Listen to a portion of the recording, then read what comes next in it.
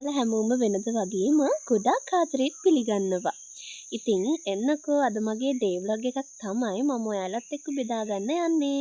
එහෙනම් අපි වීඩියෝ එකට යමු. ඉතින් අද හුද්දට ඉර පායලා තියෙන ලස්සන දවසක්. පේනවද දන්නේ ඔයාලට සරුංගල් යනවා. අද සරුංගල් ගොඩාක් අහසේ තියෙනවා. දුර නිසා වැඩිය පේන්නේ නැහැ හැබැයි. ඉතින් ලාවට සීතල හුලඟක් එක්ක අද හොඳ අවුවක් තියෙන නිසා අද මම මොනවද කරන්නේ මේ දවසේ එළියට බහැලා කියන එක ගැන අපි මේ වීඩියෝ එකෙන් බලමු. ඉතින් මෙතන ගොඩාක් කැලේ වැවිලා තමයි තිබුණේ. මම ඊයේ මේ ටික හිමීට උදළු ගාලා දැම්මා. අද ඔන්න එතන අපිට ඇවිදින්න පුළුවන් මට්ටමට තියෙනවා. දන්නවනේ ඉතින් වැස්ස නිසා මේ ඔක්කොම කැලේ වෙනවනේ ඉක්මනින්ම. ඊට පස්සේ මේ වගේ තනකොළ ටිකක් අතු ගාලා දැම්මා.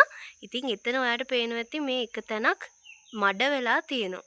එතනින් ආපහු අපි තනකොළ ටිකක් හිටවන්න තමයි හිතාගෙන ඉන්නේ. වැස්ස නිසා තමයි මේ ඔක්කොම කරදර සිද්ධ වුනේ. ඉතින් මෙන්න මේ හරියේ මම මේ විදිහට දෙලුම් ගහ වටේ පොල්ලෙලි රවුමක් තිබ්බා. ඔයාටත් පළතුරු ගස් වටේට මේ වගේ පොල්ලෙලි රවුමක් තියාගන්න පුළුවන් නම් ඒකෙන් ඒ ගහ වටේට හොඳ ආවරණයක් දෙන්න පුළුවන්. එතකොට ඒ සීමාව ඇතුළට තමයි ඔයා එකතු කරන පොහොර හැම දාන්න ඕනේ. දැන් මේ පැලේ වටේට වල් පැල වර්ධනය වෙලා තිනවා. අපි ඒ ටිකත් ගලව ගන්න ඕනි. සාමාන්‍යයෙන් නිදි කුඹා වගේ කටු තියෙන පැල ගලවනවා නම් අනිවාර්යයෙන්ම ග්ලව්ස් දෙකක් පාවිච්චි කරන්න. හැබැයි මෙතන තියෙන සාමාන්‍ය තනකොළ ගස් නිසා හිමීට අපිට ඒ ටික අතින් අයින් කරගන්න පුළුවන්.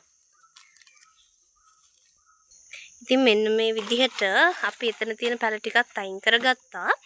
වල් පැල වර්ධනය වෙද්දී ඒ ප්‍රධාන පැලේට උරා ගන්න තියෙන පෝෂක ඔක්කොම වල් පැල විසින් උරා ගන්නවා. අන්න ඒ නිසා තමයි අපි වල් පැල ඉක්මනින්ම ඉවත් කරගන්න ඕනේ. ඉතින් මේ බලන්නකෝ මගේ පුංචි පොකුණ මේ වෙද්දි හරිම ලස්සනට හැදිලා තියෙනවා. ඔයාලා දිගටම මාත් එක්ක එකතු වෙලා හිටියනම් දන්නව ඇති මේ පොකුණ කොයිතරම් බාධක ගොඩකට මුහුණ දීලාද මම ආයෙත් මේ තත්ත්වයට අරගෙන ආවේ කියන එක ගැන. බලන්නකෝ කොහොම හරි දැන් අලුතෙන් ආපහු මානෙල් පැලයක් තමයි මේ හිටවලා තියෙන්නේ. සුදු මානෙල් එක. ඒකේ මේ වෙද්දි හොඳට මල් පිපෙනවා, පොහොට්ටු වෙනවා. තවත් පොහොට්ටු දෙක තුනක්ම තියෙනවා. වාහන සද්ද ඇහෙන්න පුළුවන් ගණන් ගන්න එපා. වාහනයක් එහෙම යද්දි ඉතින් අපේ බලු පැටව දෙන්නත් ඉක්මනින්ම ඒකට දඟලන්න බලනවා. මේ පොකුණ ගාවට වෙලා ඉන්න එක ඇත්තටම ගොඩක් ආසිතන වැඩක්. ඒ වුණාට අපි තවදුර යන්න ඕනනේ. අපි එහාට මෙහාට ඇවිදලා බලමු. කුරුල්ලෝ කෑ ගහනවා, යසි චූම් පාන්න යනවා. එක එක සද්ද ගොඩයි අද. දෙලුම් ගහට හුත්තට ඉරාවුව වැටිලා. මේ බලන්නකෝ මේ දවස්වල දෙලුම් අතු හැම එකකම මල් පිරීලා තියෙන්නේ. කියන්නේ දෙලුම් ගෙඩි හැදෙන්න කාලය ළඟයි.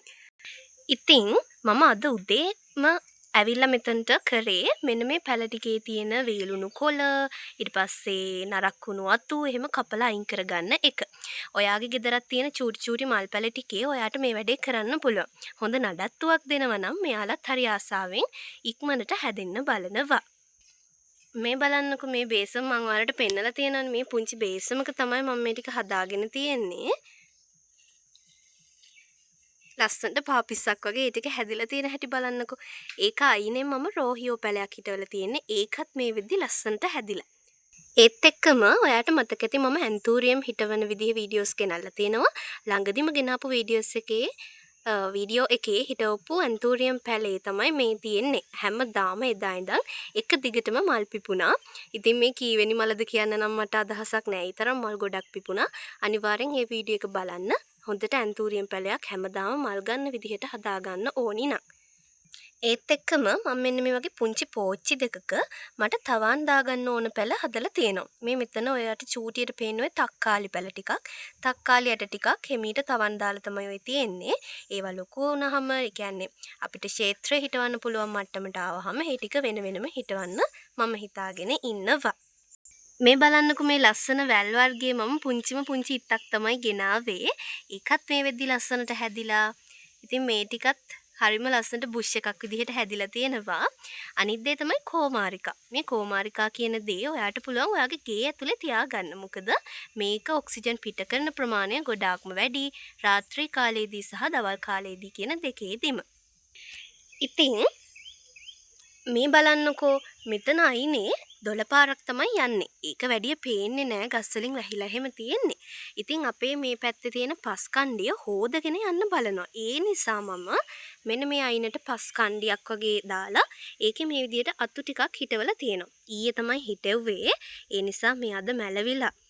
හැබැයි දැන් දිගටම වතුර ටිකක් දාලා තව ටික කාලෙකින් මම පෙන්නන්නම් මේ අතු ටික හැදුනහම. මේකෙන් අපි බලාපොරොත්තු වෙන්නේ පාංශු කාදනය වෙන එක. එහෙම නැත්නම් පස සෝදා යාම වළක්ව ගන්න එක. ඔයාටත් මේ වගේ බෑවුම් සහිත ස්ථානයක මොන හරි ප්‍රශ්නයක් තියෙනවා නම් මේ වගේ අතු ටිකක් හිටවලා බලන්න, පැල ටිකක් හිටවලා බලන්න. එතකොට පාංශු කාදනය අවම කරගන්න ඔයාට පුළුවන්. ඉතින් මේ තියෙන්නේ මම හිටවගත්තු අනිත් ඇන්තූරියම් පැල ටික. බලන්නකෝ. මේ වෙද්දි හැම පැලයකම වගේ මල් පිපිලා තියෙනවා. පුංචි පුංචි පැල ඊට පස්සේ මේ ඔක්කොම මම හදලා තියෙන්නේ මේ විදිහට පොල් එලි වටේට තියලා ඒක ඇතුළට අර කැට විදිහට කපාගත්තු පොල් එලි කැබලි දාලා. එච්චරමයි දැම්මේ. ඒත් එක්කම ඔයාලට පේන්න ඇති මේ යට ජම්බු ඇටිලා තියෙනවා. මේ මම ඉන්නේ ජම්බු ගහක් යට. බලන්නකෝ ඉතින් ඔයාලට පේනවද දන්නේ නැහැ. ඉතින් අපේ ගෙදර තාම හදාගෙන යන ගමන් තියෙන ගයක්. ඒ කියන්නේ තාම සම්පූර්ණයෙන්ම හැම වැඩක්ම ඉවර කරලා නැති ගයක්. ඒ වුණාට එහෙම කියලා හැමදේම බාගෙට තියාගෙන ඉන්න බෑනේ. ඒ නිසා හැමදේම පුළුවන් වෙලාවට මම නඩත්තු කරන්න බලනවා.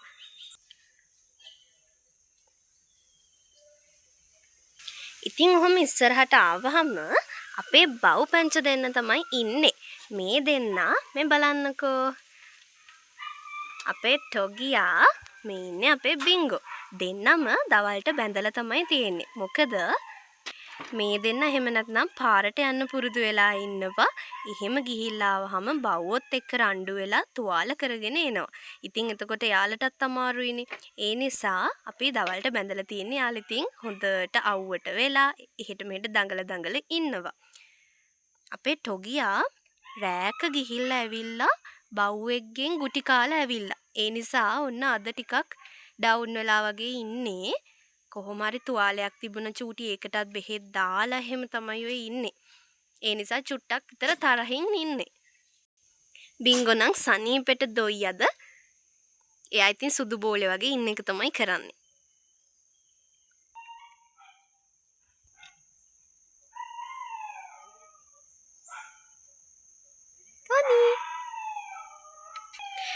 ඉතින් බව්වෙක් කෑ ගහනවා එනවා මේ වෙලාවේ නම් මේ තියෙන්නේ ඇඹිල්ල ගහ. මම මේක ඔයාලට ෂෝට් එකකින් ගෙනල්ලත් තියෙනවා. ඇඹිල්ල පිරීලා තිබුණ පහුගිය දවස් ටිකේම ඉදුණු ඒවා ඇවිල්ලා කන්න කුරුළු පැටව් මෙතන පිරීලා හිටියා. සංක්‍රමණික කුරුල්ලෝ එහෙම ගොඩාක් ඇවිල්ලා හිටියා. ඇඹිල්ල වලට හොඳට ඉරව් ඕනේ ගෙඩි හැදෙන්න නම්. වයිල්ඩ් චෙරි කියලා තමයි අපි ඉංග්‍රීසියෙන් මේවට කියන්නේ.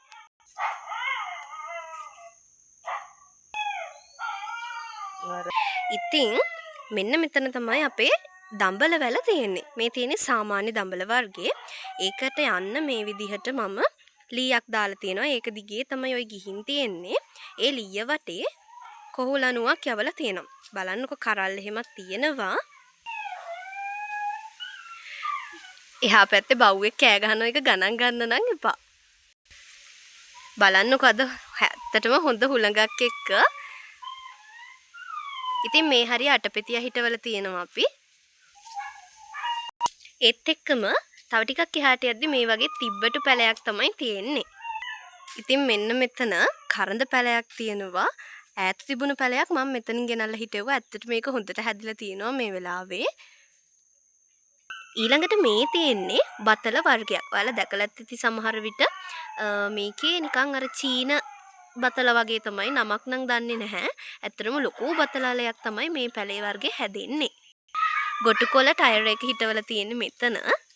ඉතින් මෙතන තමයි අපි පොහොර පස් ගන්න තැන. ඒ කියන්නේ කුණු ගොඩක් මේක දැන් ගොඩ කාලෙකින් ඉඳන් තියෙන්නේ. එක පොඩි ප්ලාස්ටික් කෑලි හිමක් තියෙනවා. ඒවා එහෙම අයින් කරගත්තාම ඇත්තටම ගොඩාක්ම පෝෂදායී පොහොර පසක් තමයි මෙතන තියෙන්නේ. ඒකේ වගා කරපු පැල ඉක්මනින්ම හැදෙනවා අනිත් පැලවට වැඩිය. මොකද ඔයා දන්නවා අපේ තියෙන්නේ මැටි පසක් නිසා තමයි මේ වගේ පස් අපිට ඇත්තටම පාවිච්චි කරන්න වෙලා තියෙන්නේ. ඉතින් එතනින් මෙහා පැත්තේ තනිකරම තෙඹු කැලයක් වගේ තියෙන. කියන්නේ තෙඹු වගාවක් තියෙන්නේ හැමතැනම තෙඹු පැල. බලන්නකෝ තෙඹු රාජධානියක් වගේ හරියට. ඔයාට මේ තෙඹු ටික හොඳට පොල් ටිකක් දාලා දෙහි ටිකක් දාලා සම්බෝලයක් කන්න පුළුවන්. දියවැඩියාවට හොඳම බෙහෙතක් තමයි තෙඹු කියන්නේ. හැබැයි ඕනවට වැඩිය කන එකත් වැඩිය හොඳ නැහැ. මෙතනින් එහා අනිත් පැත්ත තමයි තියෙන්නේ. එහා පැත්තෙන් පාරක් යන්නේ. ඉතින් මේ බලන්නකෝ මේ තමයි දිට්ටුවගේ හපන්කන්. බලන්නකෝ හොඳට තිබුණ පොල් ගහ ඇදගෙන වැටුණා. මේ පැත්තේ තියෙන කොහිලවල. මේ බලන්නකෝ මේ වෙද්දී ඒකේ දලු නම් නැහැ ගොඩක්. තෙතමනේ වැඩි තැනක තමයි කොහිල හිටවනවා නම් හිටවන්න ඕන.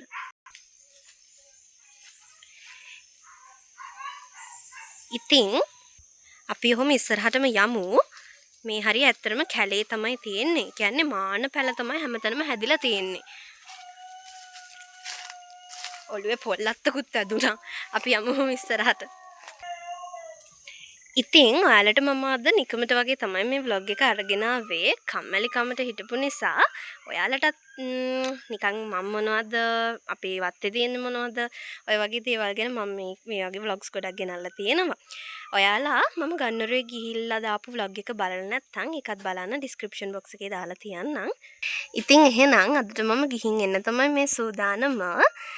මේ වගේ තවත් ලස්සන vlog එකක් එක්ක ඔයාලව හම්බ වෙනකන් එහෙනම් හැමෝටම සුබ දවසක් ප්‍රාර්ථනා කරනවා. ගිහින් එන්නම්.